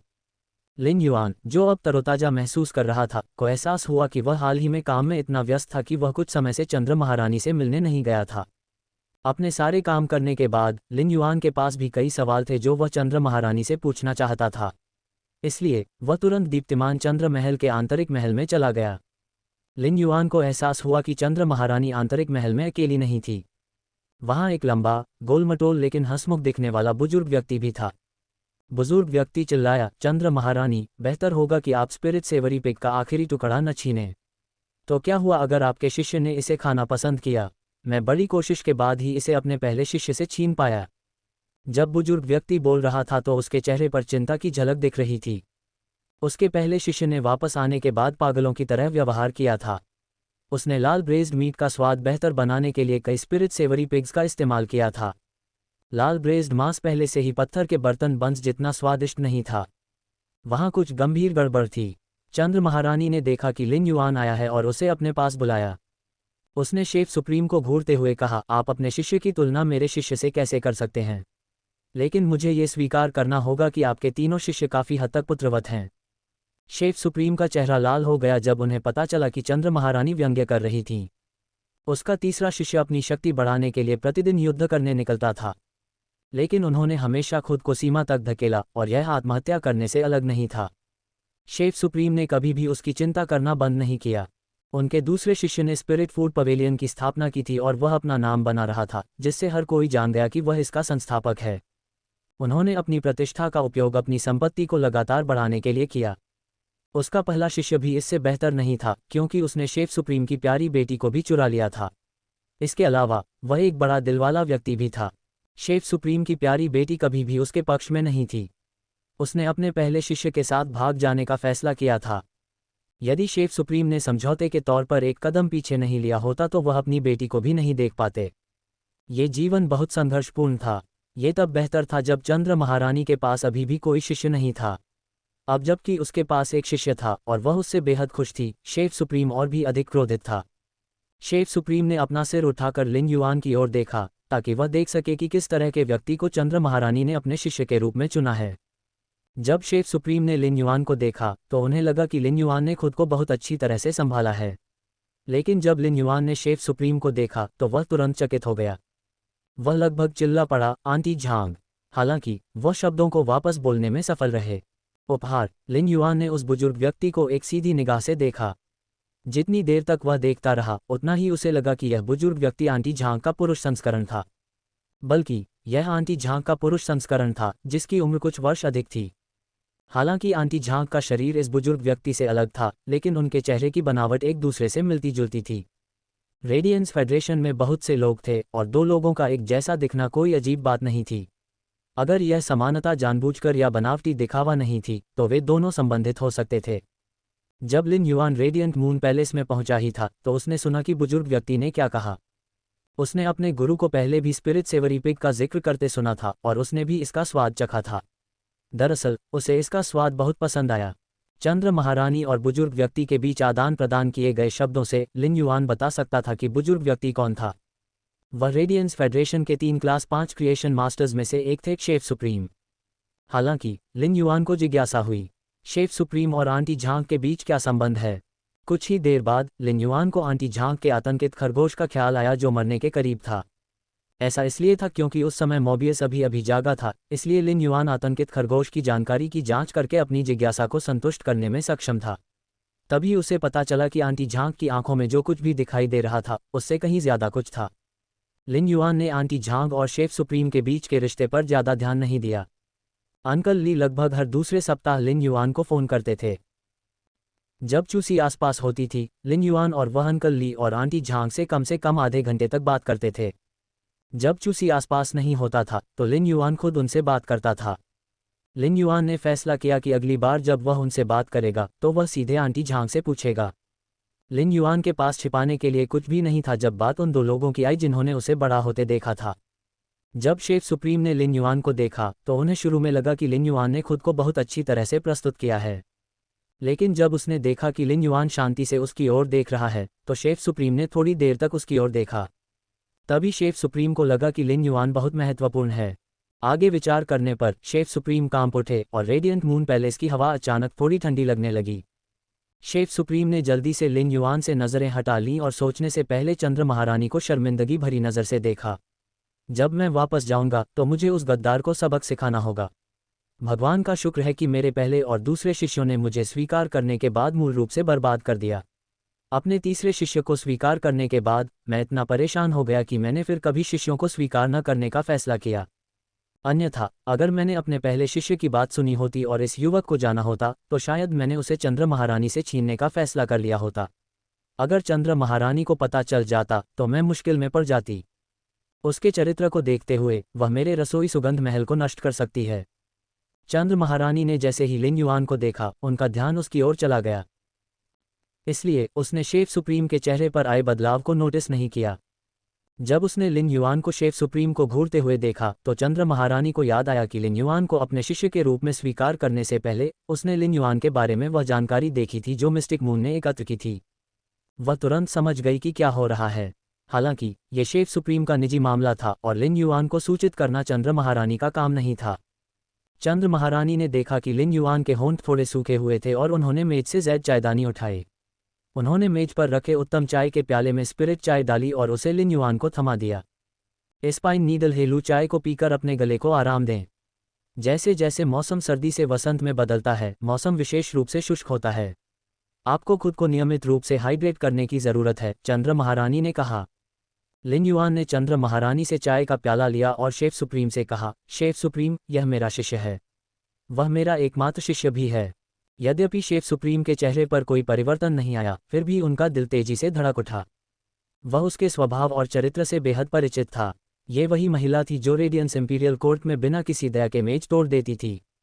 फिर भी जब बात अपने शिष्य की आती थी तो वह बहुत शांत रहती थी। जिस तरह से चंद्र महारानी ने कहा कि यह उनका एकमात्र शिष्य था, यह इस बात का प्रमाण था कि वह अपने शिष्य की कितनी परवाह करती थीं। जब शीर्ष विशेषज्ञ शिष्यों को स्वीकार करते थे तो वे निश्चित रूप से किसी ऐसे व्यक्ति को भी स्वीकार कर रहे होते थे जो उनकी विरासत को आगे बढ़ा सके। शेफ सुप्रीम ने अपने पहले शिष्य के बाद दूसरे शिष्य को स्वीकार कर लिया था क्योंकि उन्हें यह एहसास हो गया था कि उनका पहला शिष्य कभी भी उनकी विरासत को आगे नहीं बढ़ा सकेगा। इसके बजाय उनका पहला शिष्य शेफ सुप्रीम को उनके क्रिएशन मास्टर सिद्धांतों के बारे में अधिक जानने के लिए घसीटता रहा। इस तरह शेफ सुप्रीम ने अपने दूसरे शिष्य को स्वीकार कर लिया था। हालांकि उनके दूसरे शिष्य को पता चल गया था कि उन्हें क्रिएशन मास्टर शक्तियों में कोई दिलचस्पी नहीं थी। वह केवल खाना पकाना चाहता था, इसीलिए उसने स्पिरिट फूड पवेलियन की स्थापना की थी। उनका तीसरा शिष्य उनकी आवश्यकताओं के अनुरूप था। हालांकि वह शेफ सुप्रीम को हर समय चिंतित रखता था, फिर भी वह इससे निपट सकता था। हालांकि चंद्र महारानी ने एक शिष्य को स्वीकार करने के बाद उसे स्वीकार करना बंद करने का निर्णय ले लिया था। स्पष्टतः वह जो कुछ भी उसके पास था उससे बहुत संतुष्ट थी। जब शेफ सुप्रीम को पिछले शाही दरबार में चंद्र महारानी के सुझाव की याद आई तो उसका अर्थ पहले से कहीं अधिक समझ में आया। ये स्पष्ट था कि वह अपने शिष्य के लिए मार्ग प्रशस्त कर रही थी और उस पर अपना भरोसा प्रदर्शित कर रही थी। रेडियंस एनवॉय बनने का रास्ता कभी पक्का नहीं था। यह एक ऐसा रास्ता था जिस पर व्यक्ति को धैर्य और योग्यता का उपयोग करके कदम दर कदम आगे बढ़ना था। चंद्र महारानी ने बस इतना किया कि देर से आने वाले लिन युआन को एक उचित मौका प्रदान किया। जब मून एम्प्रेस ने लिन युआन को शेफ सुप्रीम से मिलवाया तो वह लिन युआन से कहने लगी, तुम जल्द ही ट्रेनिंग के लिए बाहरी इलाके में जा रहे हो और तुम अभी तक शेफ सुप्रीम से नहीं मिले हो। तुम्हें अब उनका ठीक से अभिवादन करना चाहिए। लिन युआन शेफ सुप्रीम के पास गया और उनका अभिवादन किया। विनम्र अभिवादन, लॉर्ड शेफ सुप्रीम। जब शेफ सुप्रीम ने सुना कि मून एम्प्रेस ने क्या कहा तो उनकी भौहें बेतहाशा फड़कने लगीं। हालांकि वह लिन युआन को संबोधित कर रही थी, लेकिन शेफ सुप्रीम को पता था कि वह वास्तव में उन्हीं से बात कर रही थी। वह शेफ सुप्रीम को संकेत दे रही थी कि लिन युआन बाहरी इलाके में प्रशिक्षण लेने जा रही थी, इसलिए शेफ सुप्रीम को लिन युआन को कुछ ऐसा उपहार देना चाहिए जिसे उसका शिष्य बाहरी इलाके में इस्तेमाल कर सके। लिन युआन के अभिवादन के बाद शेफ सुप्रीम ने अपना हाथ हिलाया और उनके हाथ में एक छोटा सुनहरा मेढक दिखाई दिया। चूंकि यह हमारी पहली मुलाकात है, इसलिए मैं आपको ज्वेल्ड केव गोल्डन टॉड के पेट और त्वचा से बनी यह वस्तु दूंगी। जब वह बात कर रहा था, शेफ सुप्रीम ने सोचा कि कैसे उसकी पहली शिष्या और बेटी ने उसे लिन युआन को अपना शिष्य बनाने के लिए कहा था। लिन युआन को देखते ही उसकी नज़र नर्म पड़ गई। चंद्र महारानी, जो लिन युआन के बगल में खड़ी थी, ने शेफ सुप्रीम के चेहरे के भाव देखे और उसके शांत चेहरे के भाव में थोड़ा बदलाव आया। लिन युआन ने शेफ सुप्रीम को धन्यवाद दिया और छोटे सुनहरे टोड को स्वीकार कर लिया। जब लिन युआन ने छोटे सुनहरे टोड की जांच करने के लिए ट्रू डेटा का इस्तेमाल किया तो उसके चेहरे पर आश्चर्य का भाव आ गया। लिन युआन को छोटा सुनहरा मेढक मिला तो उसने महसूस किया कि यह जीवंतता से भरा हुआ था। छोटे मेढक की आंखें जीवन से भरी हुई थीं, मानो वह किसी भी क्षण लिन युआन की नाक पर कूद पड़ेगा। जब शेफ सुप्रीम ने कहा कि यह छोटा सुनहरा टोड ज्वेल्ड केव गोल्डन टोड के पेट और त्वचा से बनाया गया था, तभी लिन युआन को एहसास हुआ कि यह छोटा सुनहरा टोड वास्तव में जीवित था। हालांकि लिन युआन ने ज्वेल्ड केव गोल्डन टोड के बारे में कभी नहीं सुना था। जीनियस हाल ही में फैंटेसी ब्रीड में विकसित हुआ था और सब कुछ जोड़ने वाले जानवर में तब्दील हो गया था। हालांकि जीनियस ने पहले से ही फे के बारे में सभी किताबें पढ़ ली थीं जो ऑनलाइन उपलब्ध थीं। इसने वर्ग 4 फे पर्यवेक्षकों के बारे में भी सारी जानकारी एकत्र कर ली थी। जिस क्षण लिन युआन ने ज्वेल्ड केव गोल्डन टॉड के बारे में सुना, उसने अपने मन में जीनियस के साथ बातचीत की। जीनियस ज्वेल्ड केव गोल्डन टॉड से अपरिचित था, जिसका अर्थ था कि उसे इस परी से कभी सामना नहीं हुआ था या इसके बारे में कोई जानकारी नहीं थी। जब लिन युआन ने ट्रू डेटा से जांच की तो उसे तुरंत पता चल गया कि वह इस छोटे सुनहरे टोड का उपयोग कैसे कर सकता है। इसमें कोई आश्चर्य की बात नहीं थी कि जीनियस ने ज्वेल्ड केव गोल्डन टॉड को नहीं पहचाना, क्योंकि वह कोई परी नहीं थी। यह एक पवित्र जीवन स्रोत था। चंद्र महारानी ने शेफ सुप्रीम से कहा, आप वाकई बहुत सख्त हैं। मुझे यकीन नहीं हो रहा है कि आप मेरे शिष्य को बधाई उपहार के रूप में यह मूल्यवान रणनीतिक श्रेणी का संसाधन देने को तैयार हैं। शेफ सुप्रीम ने सौहार्दपूर्ण ढंग से मुस्कुराते हुए आधे मजाक में कहा, भले ही मैं अनिच्छुक हूं, लेकिन मैं इसे अभी वापस नहीं ले सकता। शेफ सुप्रीम ने कभी भी स्वयं को उदार व्यक्ति नहीं माना। क्लास 5 वह उच्चतम स्तर था जिसे क्रिएशन मास्टर्स रेडियंस फेडरेशन में प्राप्त कर सकते थे। शीर्ष गुटों और विशेषज्ञों की कोई कमी नहीं थी जो मदद के लिए शेफ सुप्रीम की तलाश करते थे। यदि शेफ सुप्रीम एक उदार व्यक्ति होते तो वे बहुत पहले ही थक गए होते। विशेषज्ञों के लिए एक दूसरे के शिष्यों को बधाई उपहार देना सामान्य प्रक्रिया थी। चंद्र महारानी ने शेफ सुप्रीम के 3 शिष्यों में से प्रत्येक को एक उपहार दिया था। दरअसल शेफ सुप्रीम ने शुरू में इस पवित्र स्रोत को चंद्र महारानी के शिष्य को देने का इरादा नहीं किया था, लेकिन अब जब वह जान गया कि चंद्र महारानी का शिष्य किस तरह का व्यक्ति था, शेफ सुप्रीम ने अपनी बेटी द्वारा कही गई बातों को याद किया जब वह उसे लिन युआन को अपना शिष्य स्वीकार करने के लिए मजबूर करने की कोशिश कर रही थी। मेरे पति और मैं निसंतान हैं, लेकिन हमने हमेशा लिन युआन को अपने असली बच्चे की तरह माना है। शेफ सुप्रीम की सिर्फ एक बेटी थी, इसलिए उनके 3 अन्य शिष्यों के अलावा लिन युआन उनके सबसे करीबी युवा व्यक्ति थे। ज्वेल्ड केव गोल्डन टॉड का सबसे बड़ा उपयोग यह था कि यह लंबी दूरी तक वस्तुओं को पहुंचा सकता था, जिससे यह बाहरी इलाकों में उपयोगी हो जाता था। शेफ सुप्रीम ने शुरू में यह कीमती वस्तु अपने तीसरे शिष्य को देने की योजना बनाई थी। दुर्भाग्य से उनके तीसरे शिष्य में परेशानी पैदा करने की आदत थी, इसलिए शेफ सुप्रीम को लगा कि अपने तीसरे शिष्य को बाहरी इलाके में भेजना अपने तीसरे शिष्य की मौत की मांग करने के समान होगा। इस प्रकार शेफ सुप्रीम ने लिन युआन को बधाई उपहार के रूप में ये कीमती वस्तु दी। चंद्रमा महारानी भी उनका बहुत बड़ा उपकार मानेंगी। चंद्र महारानी ने शेफ सुप्रीम से कहने से पहले ज्वेल्ड केव गोल्डन टॉड पर नजर डाली, धन्यवाद। लिन युआन को तुरंत पता चल गया कि ज्वेल्ड केव गोल्डन टोड के पेट और त्वचा से बनी यह वस्तु असाधारण रूप से कीमती थी, अन्यथा ऐसा कोई तरीका नहीं था जिससे उसके मालिक शेफ सुप्रीम को धन्यवाद दे पाते। हालांकि लिन युआन ने नहीं सोचा था कि यह मूल्यवान वस्तु बहुत चौंकाने वाली थी, फिर भी वह इस बात से इनकार नहीं कर सकते थे कि इससे उनकी एक समस्या हल हो गई। फी भंडारण बक्से जैसी वस्तुओं का उपयोग लंबी दूरी के परिवहन में नहीं किया जा सकता। ये सामान्य ज्ञान था जिसके बारे में लिन युआन को हमेशा से पता था। सच कहूं तो लिन युआन को इस बारे में कभी चिंता नहीं हुई थी। ऐसा इसलिए था क्योंकि वह फी स्टोरेज बॉक्स को स्पिरिट लॉक स्थानिक क्षेत्र में रख सकता था, जिससे इसे बिना किसी समस्या के अंतरिक्ष सुरंग के माध्यम से ले जाया जा सकता था। लेकिन जब लोगों के परिवहन की बात आई तो लिन युआन स्थानिक सामग्रियों का उपयोग करने के अलावा कोई बेहतर विचार नहीं दे सका। आखिरकार आत्मा क्यूई पेशेवरों को फे भंडारण बक्से में संग्रहित नहीं किया जा सकता था जैसे कि फे को किया जा सकता था। यद्यपि स्पेस टनल का उपयोग रेडियंस फेडरेशन और डिवाइन वुड फेडरेशन के बीच के दरवाजे के रूप में किया जा सकता था, लेकिन जब अंदर की स्थानिक ऊर्जा कम हो जाती थी तो लिन युआन को स्थानिक ऊर्जा को फिर से भरने के लिए बड़ी संख्या में स्थानिक सामग्री का उपयोग करने की आवश्यकता होती थी। यदि अंतरिक्ष सुरंग से समाप्त हुई स्थानिक ऊर्जा की पूर्ति हो भी जाए तो भी इसमें काफ़ी समय लगेगा। अंतरिक्ष सुरंग अभी तक नहीं बनी थी और लिन युआन को यह नहीं पता था कि एक समय में कितनी संस्थाओं को ले जाया जा सकता है। हालांकि उन्हें यकीन था कि यह संख्या बहुत अधिक नहीं होगी। ये देखते हुए कि इथरियल जेलीफिश वर्तमान में सिल्वा ली जेन थी, लिन युआन को लगा कि यह कहना मुश्किल होगा कि क्या स्पेस टनल उसे परिवहन भी कर सकती है। लिन युआन ने अंतरिक्ष सुरंग का उपयोग करने से पहले इथरियल जेलीफिश को विकसित करने की योजना बनाई थी। इथरियल जेलीफिश उसे चंद्र महारानी द्वारा दी गई थी और यह एक बहुमूल्य सामरिक श्रेणी का संसाधन था। इथरियल जेलीफिश के साथ अनुबंध करने की शर्तों के अनुसार स्थानिक अवयवों से निर्मित स्पिरिट की आवश्यकता थी। इस तरह के आत्मिक द्रव्यों का निर्माण केवल कक्षा 5 के सृजन मास्टर द्वारा ही किया जा सकता है। यद्यपि लिन युआन शुद्ध आत्मा क्यूई की आपूर्ति कर सकता था, जिसे कक्षा 5 के सृजन मास्टर भी उत्पन्न नहीं कर सकते थे, फिर भी वह स्थानिक अवयवों का उपयोग करके ग्रेड 5 आत्मा तरल पदार्थ का निर्माण करने में असमर्थ था। Ethereal jellyfish acid corrosion queen bee के समान थी, क्योंकि दोनों को ठेकेदार के विलपावर रून के साथ जोड़ा नहीं जा सकता था। उन्हें अपने प्राकृतिक वातावरण से विलपावर रून को समझने और फैंटेसी ब्रीड में विकसित होने से पहले डायमंड एक्स लीजेंड तक पहुंचने की आवश्यकता थी। इसलिए लिन युआन ने इथरियल जेलीफिश को अधिकतम स्तर तक विकसित करने की योजना बनाई, जिस तक वह इसे विकसित कर सकता था, जो कि प्लेटिनम एक्स लीजेंड था। इससे इथरियल जेलीफिश की अंतरिक्ष सुरंग क्षमता में काफ़ी वृद्धि होगी। लिन युआन ने यह भी सोचा था कि क्या वह स्पिरिट लॉक स्थानिक क्षेत्र में किसी और को भी ले जा सकता है। लेकिन एक बार जब यह विचार साकार हो गया, तो लिन युआन ने इसे बंद कर दिया। उसे लगा कि मोर्बियस का अस्तित्व पवित्र तलवार चलाने वाली रानी की क्षमता से भी बड़ा रहस्य है। वह ये रहस्य कभी किसी और को नहीं बताएगा। इस प्रकार वह कभी भी किसी अन्य को स्पिरिट लॉक स्थानिक क्षेत्र के अंदर प्रवेश की अनुमति नहीं दे सकता था।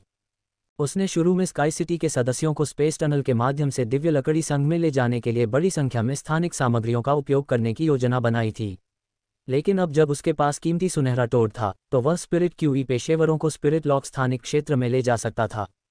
हालांकि ज्वेल्ड गुफा गोल्डन टॉड का स्थान बहुत छोटा था, केवल 2 वर्ग घनाकार चौड़ा। अधिक से अधिक इसमें केवल 10 लोग ही बैठ सकेंगे। स्पिरिट लॉक स्थानिक क्षेत्र की तरह ज्वेल्ड केव गोल्डन टॉड से बनी मूल्यवान वस्तु को विकसित नहीं किया जा सका। लिन युआन को यह भी लगा कि अन्य मूल्यवान वस्तुएं स्पिरिट लॉक स्थानिक क्षेत्र से बहुत अलग हैं। इससे लिन युआन को और भी संदेह हुआ कि मोबियस वास्तव में क्या था। लिन युआन ने छोटे सुनहरे टोड को अपने हाथ में दबाया। यह एहसास एक बेहद नर्म मांसपेशी जैसा था। ज्वेल्ड केव गोल्डन टोड से बनी यह कीमती वस्तु लिन युआन के ज्ञान के अंधे स्थान में थी। वह कुछ समय से एक स्पिरिट क्यूई पेशेवर था और पिछले साल में उसके क्षितिज तेजी से व्यापक हो गए थे। यहाँ तक कि कुछ राजा श्रेणी के विशेषज्ञ भी कभी भी वह सब अनुभव करने की उम्मीद नहीं कर सकते जो लिन युआन ने अपने पूरे जीवन में अनुभव किया था। फिर भी उसने कभी नहीं सुना था कि आध्यात्मिक सामग्रियों को मूल्यवान वस्तुओं में बदल दिया गया हो। चंद्र महारानी ने देखा कि लिन युआन गहरे विचार में डूबे हुए छोटे सुनहरे मेढक को देख रहा था। पवित्र स्रोत जीवन रूप वे और स्रोत प्रकार के जीवन रूपों के समान नहीं हैं। जब एक आत्मा क्यूई पेशेवर एक पवित्र स्रोत जीवन रूप को मारता है, तो वह पवित्र स्रोत जीवन रूप के मृत शरीर से पवित्र स्रोत जीवन रूप की शक्तियों के एक हिस्से के साथ एक आध्यात्मिक घटक प्राप्त कर सकता है। क्लास 5 क्रिएशन मास्टर्स ऐसी आध्यात्मिक सामग्रियों का उपयोग मूल्यवान वस्तुओं को बनाने के लिए कर सकते हैं। लेकिन मूल्यवान वस्तु बनने के बाद पवित्र स्रोत जीवन रूप की शक्तियों का एक बड़ा हिस्सा खो जाएगा। केवल लगभग 1% शक्तियां ही बची रहेंगी, चंद्र महारानी ने समझाया। लिन युआन को तुरंत समझ आ गया कि ऐसी मूल्यवान वस्तुएं क्या थीं। जाहिर है, इन्हें केवल आध्यात्मिक अवयवों से ही बनाया जा सकता था जो पवित्र स्रोत जीवन रूपों के शरीर से आते थे। लिन युआन को एक और क्रिएशन मास्टर क्षमता भी मिली। वे पवित्र स्रोत जीवन रूपों से प्राप्त आध्यात्मिक सामग्री से मूल्यवान वस्तुओं का निर्माण करने में सक्षम थे। लिन युआन को इस क्षमता के बारे में पता चलने की उम्मीद नहीं थी। इससे उसे यह एहसास हुआ कि वह एक सच्चा क्लास 5 क्रिएशन मास्टर बनने से बहुत दूर था, क्योंकि वह सिर्फ फेस के ग्रेड को विकसित करने में असमर्थ था। लिन युआन के चेहरे पर एक चमकदार मुस्कान फैल गई, जिससे उसके दांतों की मोती जैसी सफ़ेद रेखा प्रकट हो गई। मास्टर, अब मैं समझ गया। लॉर्ड शेफ सुप्रीम, आपकी उदारता के लिए धन्यवाद, लिन युआन ने कहा। शेफ सुप्रीम ने लिन युआन और चंद्रमा महारानी की स्नेहपूर्ण हरकतों को देखा। गुरु सिखाने को तैयार था जबकि शिष्य सीखने को तैयार था। अपने 3 चिंतित शिष्यों के बारे में सोचकर शेफ सुप्रीम का सिर धड़कने लगा। उसे लगा कि उसे उनके आपसी स्नेह को देखना बंद कर देना चाहिए।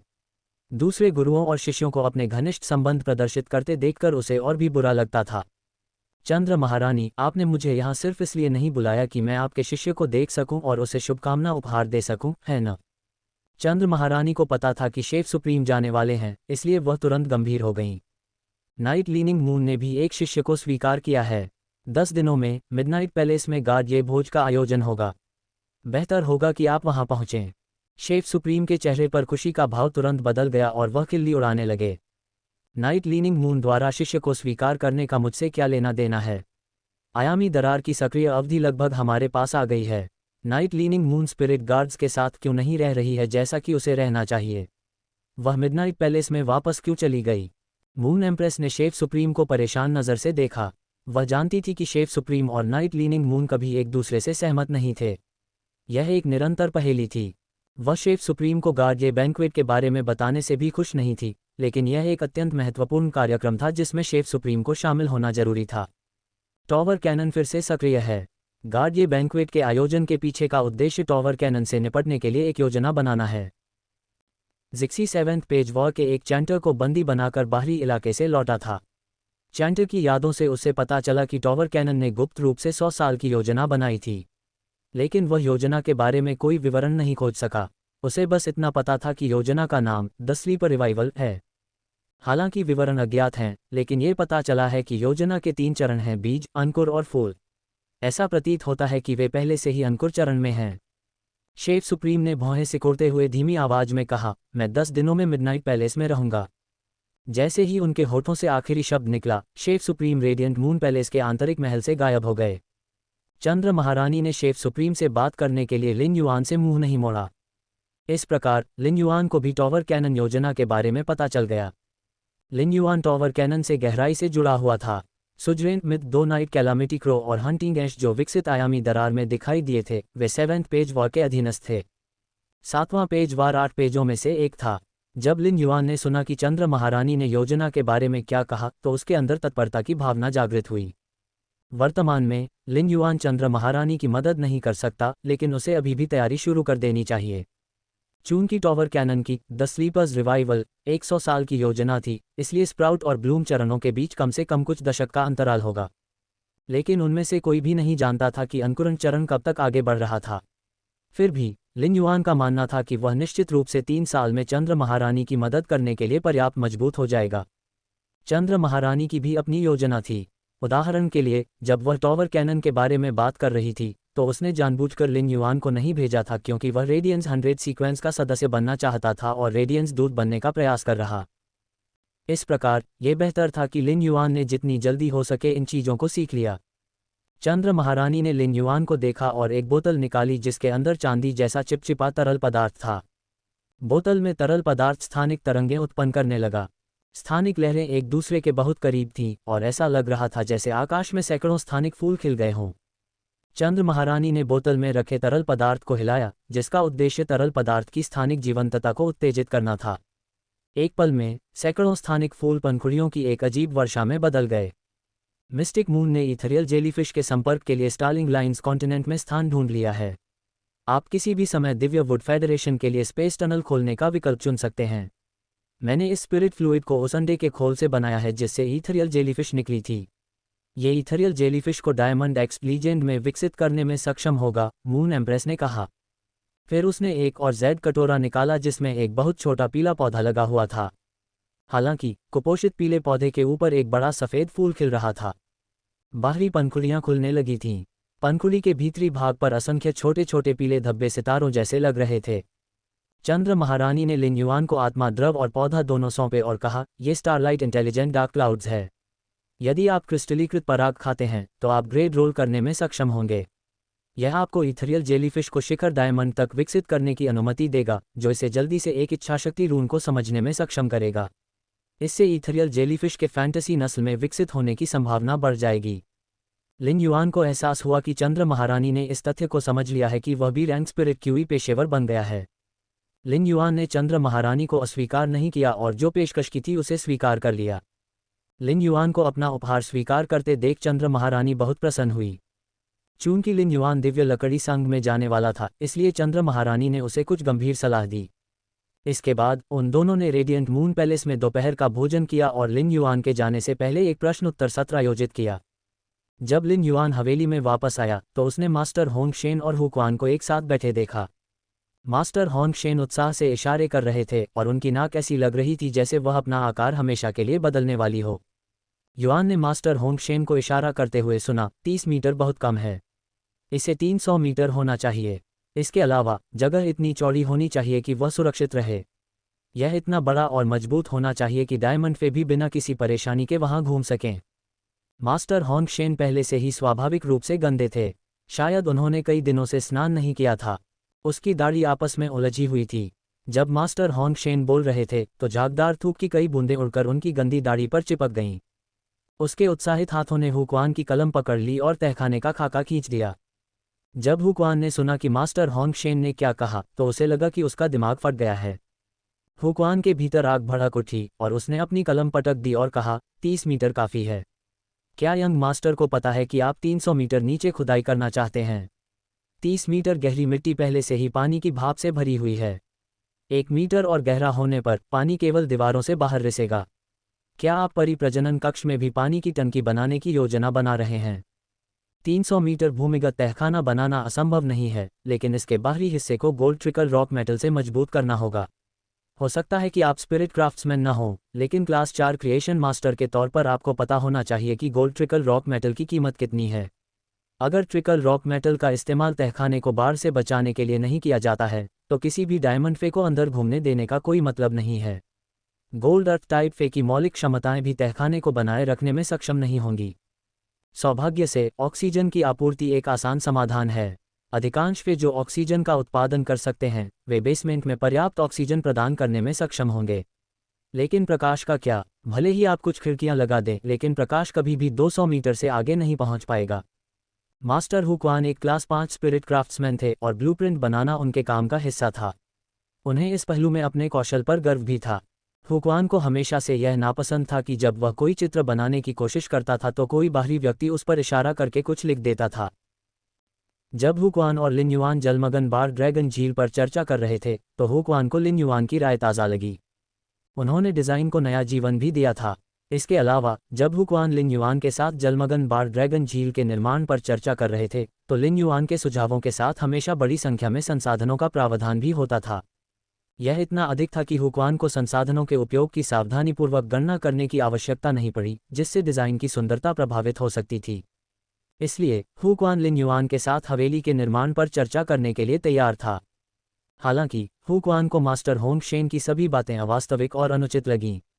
यदि मास्टर होंगशेन ने यह दावा नहीं किया होता कि लिन युआन ने डिज़ाइन को मंजूरी दे दी है तो हुक्वान वहां बैठकर मास्टर होंगशेन को अपने डिज़ाइन पर विचार करने की अनुमति नहीं दे रहा होता। जब मास्टर होंगशेन ने हुक्वान का खंडन सुना तो वह क्रोध के स्वर को नहीं समझ पाए। मास्टर होंगशेन ने बेपरवाही से कहा, जब मैंने यंग मास्टर से तहखाने की रोशनी की समस्या के बारे में बात की तो उन्होंने कहा कि वह इसे हल करने में सक्षम होंगे। हुक्वान को लगा कि मास्टर होंगशेन से बेसमेंट के बारे में बात करने से उन्हें कोई फ़ायदा नहीं होगा। वह खड़ा हुआ और बोला, जब यंग मास्टर वापस आएंगे तो मैं उनसे सीधे बेसमेंट के निर्माण के बारे में पूछूंगा। तभी हुक्वान ने लिन युआन को आते हुए देखा। हुक्वान ने जल्दी से कहा, लिन युआन, तुम वापस आ गए। तहखाने के लिए तुम्हारी क्या योजना है? मास्टर होंगशेन ने लिन युआन को देखा। उनकी आंखें चमक उठीं और उन्होंने कहा, युवा मास्टर, मैंने जंगल खरीदा है। मैंने देखा कि वहाँ की मिट्टी बहुत उपजाऊ है। मैंने सुरंग खोदने वाले केंचुओं का एक घोंसला भी खोजा है। अगर सुरंग खोदने वाले केंचुओं को खास तरीके से पाला जाए तो वे मिट्टी को सड़ाने वाले केंचुओं में विकसित हो सकते हैं। जब लिन युआन ने सुना कि मास्टर होंगशेन ने क्या कहा तो उसे तुरंत पता चल गया कि मास्टर होंगशेन 300 मीटर जमीन के नीचे तहखाने का निर्माण क्यों करना चाहते थे। 300 मीटर की गहराई पर वातावरण सुरंग खोदने वाले केंचुओं को आकर्षित करेगा और उन्हें मृदा क्षय करने वाले केंचुओं के रूप में विकसित होने में सक्षम करेगा। मृदा क्षयकारी केंचुओं की बड़ी संख्या के कारण उन्हें बहुत अधिक मात्रा में संक्षारक मृदा प्राप्त हो जाएगी। लिन युआन ने मास्टर होंगशेन को गोल्डन लोट्स ब्रोकेड मोती का अध्ययन करने का निर्देश दिया था। मास्टर होंगशेन और जीनियस एक ही निष्कर्ष पर पहुंचे थे, गोल्डन लोट्स ब्रोकेड मोती से बच्चे पैदा करने के लिए बड़ी मात्रा में संक्षारक मिट्टी की आवश्यकता थी। अन्यथा उन्हें रामेट के परिपक्व होने तक प्रतीक्षा करनी होगी और तब तक गोल्डन लोट्स ब्रोकेड पल मात्र पौधा सारा पोषण सोख चुका होगा। परिणामस्वरूप बालक रामेट की मृत्यु हो गई। लिन युआन ने मास्टर होंगशेन की ओर सिर हिलाया और कहा, आपने अच्छा किया। मैं सुरंग खोदने वाले केंचुओं के पालन पोषण का काम आप पर छोड़ता हूँ। इसके बाद लिन युआन ने हुक्वान से कहा, चाचा हूँ, तहखाना वास्तव में 300 मीटर गहरा होना चाहिए क्योंकि मैं वहां से अंतरिक्ष सुरंग तक एक सुरंग खोलूंगा जो हवेली को दिव्य लकड़ी संग से जोड़ती है। पहले तो हुक्वान को समझ में नहीं आया कि लिन युआन क्या कह रहा था। लिन युआन के लिए 300 मीटर गहरा तहखाना बनाना सिर्फ मिट्टी को सड़ाने वाले केंचुओं को पालने के लिए समझ में नहीं आया। मृदा क्षयकारी केंचुओं द्वारा उत्पादित संक्षारक मिट्टी अधिक मूल्य की नहीं थी। यदि बड़ी मात्रा में उत्पादन हुआ भी तो वह 300 मीटर गहरा तहखाना बनाने की लागत के बराबर नहीं होगा। लेकिन जब हुक्वान ने लिन युआन को अंतरिक्ष सुरंग का उल्लेख करते सुना तो उसे तुरंत लिन युआन के असली इरादे का एहसास हो गया। ऐसी रणनीति के साथ तहखाने को 300 मीटर गहरा बनाना नितांत आवश्यक था। जब मास्टर होंगशेन ने लिन युआन की बात सुनी तो उनकी आंखों में आश्चर्य की लहर दौड़ गई।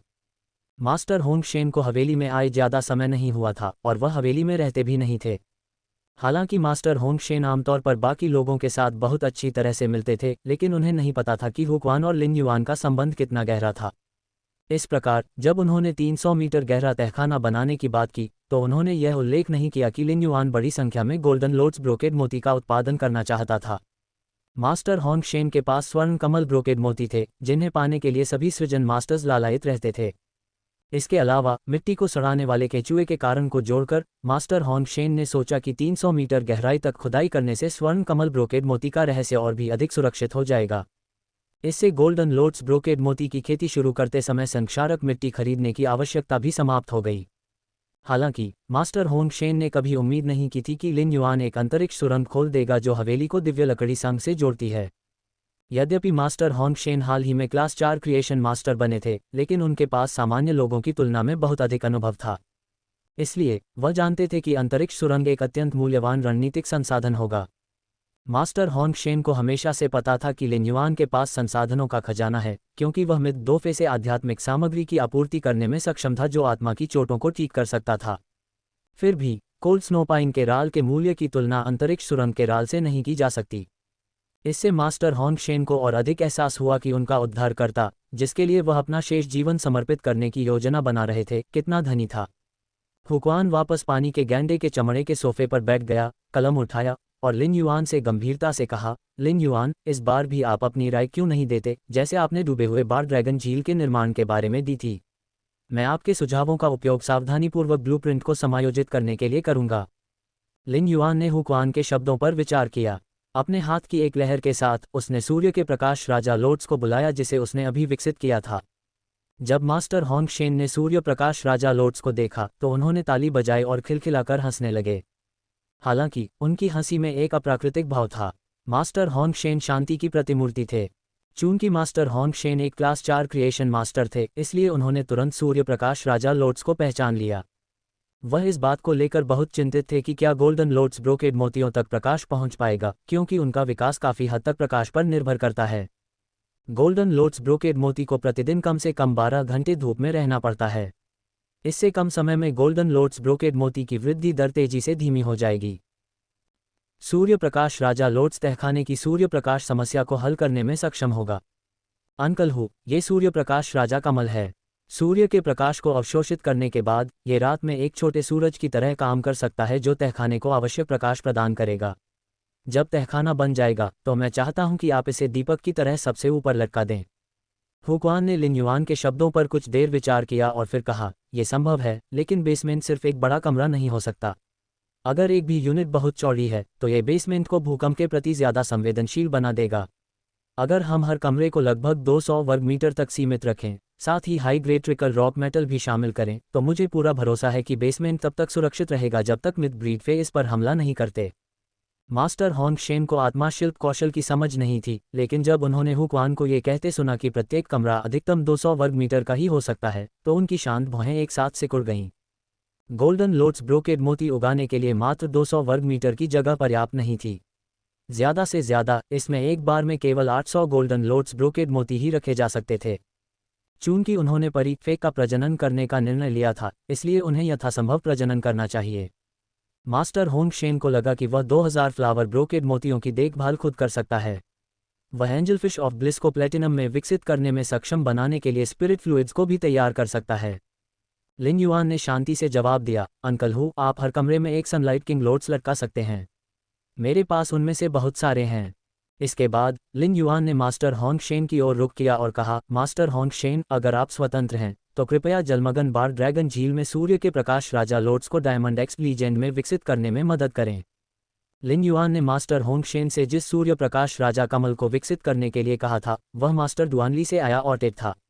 लिन युआन ने इसे जलमगन बार ड्रैगन झील में लगाया था। क्लास 4 क्रिएशन मास्टर के रूप में मास्टर होंग शेन के पास अब फेस के ग्रेड को डायमंड एक्स तक विकसित करने की क्षमता थी। जब तहखाने का निर्माण किया गया था तो सूर्य के प्रकाश राजा लोट्स द्वारा अवशोषित सभी सूर्य की रोशनी जलमगन बार ड्रैगन झील के ऑटेट से आती थी। उन्हें बस सूर्य के प्रकाश के राजा लोट्स ऑटेट की जड़ों को बालरामेज से जोड़ना था। उस समय भले ही बालरामेज के फूलों को सूर्य का प्रकाश न मिले, फिर भी वे ऑटेट में संग्रहित सूर्य का प्रकाश प्राप्त करने में सक्षम होंगे। वर्तमान में जलमगन बार ड्रैगन झील का आधार लगभग पूरी तरह से अमेजोनाइट और लारिमार से ढका हुआ है। मास्टर होंग शेन को सूर्य प्रकाश राजा लोट्स के ऑटेट को हीरा ग्रेड के शिखर तक पोषित करने के लिए कहकर ये हुक्वान के वर्ग 3 आत्मा शिल्पकारों को सूर्य प्रकाश राजा लोट्स पर मंडप बनाने की अनुमति देगा, अन्यथा हुक्वान की कार्य प्रगति में देरी होगी। जब मास्टर होंग शेन ने सुना कि लिन युआन ने क्या कहा तो उन्होंने तुरंत जवाब दिया, इसे मुझ पर छोड़ दो, मैं 3 दिनों में सूर्य प्रकाश राजा लोट्स का विकास पूरा कर लूंगा। ये पहला कार्य था जो लिन युआन ने उसे हवेली में शामिल होने के बाद दिया था, इसलिए उसे अच्छा काम करना था। लिन युआन ने हुक्वान से कहा, बेसमेंट के निर्माण के बारे में मेरी बहुत ज़्यादा राय नहीं है, लेकिन मैं चाहूँगा कि कमरे जितना संभव हो उतना मजबूत हों। धातु की आध्यात्मिक सामग्री पर बचत करने की कोई ज़रूरत नहीं है। मुझे लगता है कि सबसे अच्छा विकल्प वही रेडियम इस्तेमाल करना है जिसका इस्तेमाल मदर ऑफ ब्लिडबेथ और एंडलेस समर के प्रशिक्षण कक्ष की दीवारों के लिए किया गया था। हुक्वान खांसी। वह पहले से ही लिन युआन के हमेशा सर्वोत्तम गुणवत्ता की ओर जाने के झुकाव के बारे में जानता था। स्पिरिट क्राफ्ट्समैन एसोसिएशन ने बड़ी मात्रा में रेडियम एकत्र किया।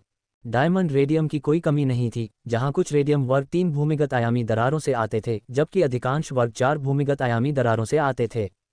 लेकिन डायमंड रेडियम के अनेक उपयोग थे जिसके परिणामस्वरूप इसकी कीमत बहुत अधिक थी। यद्यपि हुक्वान एक श्रेणी 5 स्पिरिट शिल्पकार था, फिर भी उसे स्पिरिट शिल्पकार संघ से बड़ी मात्रा में रेडियम लेने के लिए एक मोटी रकम का भुगतान करना पड़ा। लिन युआन स्पिरिट क्राफ्ट्समैन एसोसिएशन में रेडियम का एक बड़ा भंडार है, लेकिन उन्हें रेडियंस डॉलर से नहीं खरीदा जा सकता, उन्हें केवल कीमती संसाधनों के बदले में ही प्राप्त किया जा सकता है। लिन युआन का चेहरा खुशी से चमक उठा। यह आश्चर्यजनक था कि हुक्वान रेडियम की समस्या को हल कर सकता है, अन्यथा लिन युआन को पिछली बार की तरह purchase with no loss store fan club पर अपने कनेक्शन की ओर रुख करना पड़ता। लिन युआन ने purchase with no loss store के ब्लाइंड ट्रेड से औरोरा पराग की एक बड़ी मात्रा एकत्र की थी। हर दिन 30 नए लोग फैन क्लब में शामिल होते थे। लिसन ने फैन क्लब में एक बाहरी परत के साथ स्वर्गीय युवती ग्रेड मौलिक मोती के लिए नीलामी का प्रबंधन किया। चूंकि सबसे ऊंची बोली लगाने वाला जीतता था, इसलिए लूट की रकम अनिश्चित थी। हालांकि नीलामी के माध्यम से प्राप्त आध्यात्मिक सामग्री को लिसन द्वारा छांटा गया और अलग अलग भंडारण बक्सों में रखा गया, जिन्हें तीसरी मंजिल पर हवेली के स्टोर रूम में संग्रहित किया गया था।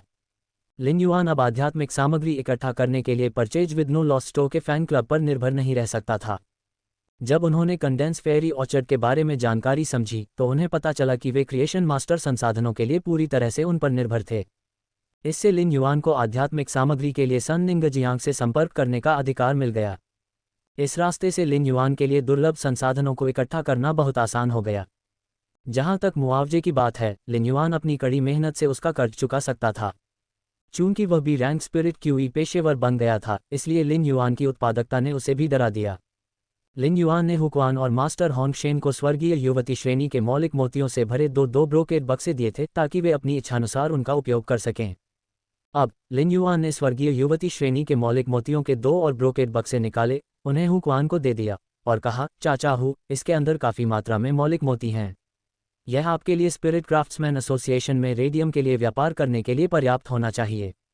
लिन युआन ने महसूस किया कि व्यापार की सबसे बुनियादी मुद्रा मौलिक मोती थे जो लगातार स्पिरिट लॉक स्थानिक क्षेत्र में उत्पादित हो रहे थे। जब हुक्वान ने मौलिक मोती स्वीकार किए तो उसने उत्सुकता से उन्हें डायमंड फे भंडारण बॉक्स में संग्रहित कर दिया। यद्यपि लिन युआन ने हुक्वान को मौलिक मोती देने के अपने कार्य के बारे में ज़्यादा नहीं सोचा था, लेकिन जब हुक्वान को लिन युआन से मौलिक मोती मिले तो वह हमेशा सतर्क रहता था। वह हमेशा अपनी अनामिका उंगली पर डायमंड फे स्टोरेज बॉक्स की जांच करता था। उसे डर था कि वह कभी भी गलती से गिर जाएगा या खो जाएगा। लिन युआन ने पूछने से पहले एक पल सोचा, चाचा हु, आपको क्या लगता है कि बेसमेंट बनाने के लिए सबसे अच्छी नींव कहाँ होगी? हुक्वान ने जवाब दिया, हवेली के पीछे का हरा पहाड़ सबसे मजबूत है। हालांकि यह सतह पर केवल 400 से 500 वर्ग मीटर चौड़ा है, लेकिन ये भूमिगत रूप से हजारों मीटर तक फैला हुआ है। लिन युआन ने तुरंत तहखाने के पैमाने पर निर्णय लिया। अंकल हु, चलो हरे पहाड़ के नीचे 300 मीटर की खुदाई करते हैं और 300 मीटर के दायरे को कवर करने के लिए कई स्थानिक चुंबक और फ्लोटिंग सिल्वर स्ट्रैंड स्थापित करते हैं। हमें स्थानिक उतार चढ़ाव को पूरी तरह से छिपाने के लिए पर्याप्त जगह रखनी होगी।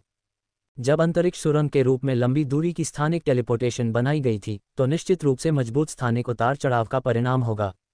यदि वे स्थानिक उतार चढ़ाव को सख्ती से नहीं रोकते तो इसे स्थानिक प्रकार के फे द्वारा पता लगाया जा सकता था, भले ही अंतरिक्ष सुरंग 300 मीटर गहरी बनाई गई हो।